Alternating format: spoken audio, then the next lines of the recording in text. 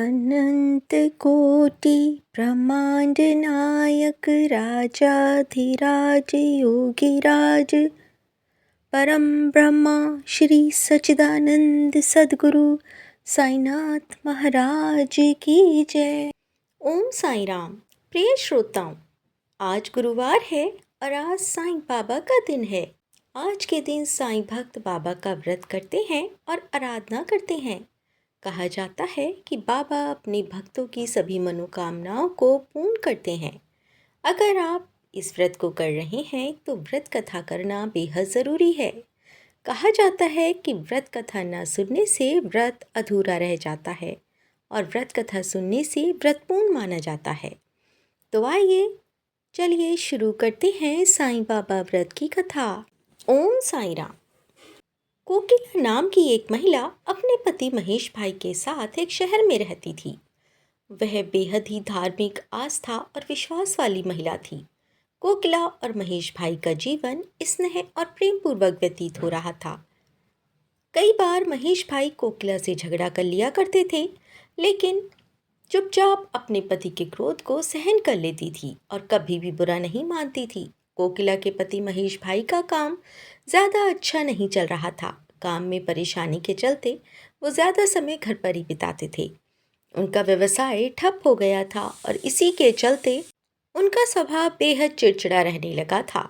इसी के चलते महेश भाई तो कोकिला से दिन भर नोक झोंक करने लग गए थे। कोकिला के घर पर एक बूढ़े बाबा आए।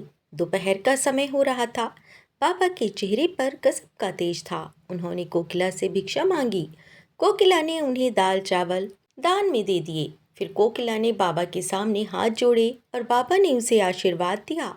इतने में ही कोकिला की आंखों से आंसू बहने लगे। बूढ़े बाबा ने कोकिला की परेशानी को देखते हुए उसे 9 गुरुवार श्री साईं बाबा का व्रत करने को कहा। बाबा ने कहा कि अगर वह पूरी श्रद्धा और सबूरी के साथ साईं बाबा का व्रत करेगी तो उसकी मनोकामना अवश्य पूर्ण होगी। जिस तरह बाबा ने बताया था, ठीक उसी तरह कोकिला ने 9 गुरुवार साईं बाबा का व्रत किया। गरीबों को भोजन कराया, साईं बाबा की पुस्तकें भेंट दी।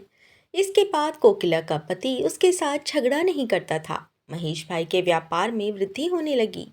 इसके बाद दोनों ही सुख में जीवन व्यतीत करने लगे। एक दिन कोकिला बहन की जेठानी उसके घर आई हुई थी। उसकी जेठानी ने बताया कि उसके बच्चे का मन पढ़ाई में नहीं लगता है। इस वजह से ही वे परीक्षा में फेल हो जाते हैं। कोकिला ने अपनी जेठानी को साईं बाबा के व्रत के बारे में बताया। जेठानी ने कहे अनुसार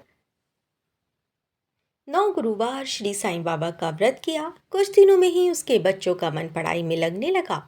उसके बच्चे अच्छे नंबरों से पास हुए और कोकिला बहन के घर में पहले की तरह सुख शांति हो गई। प्रेम से बोलिए साईनाथ महाराज की जय।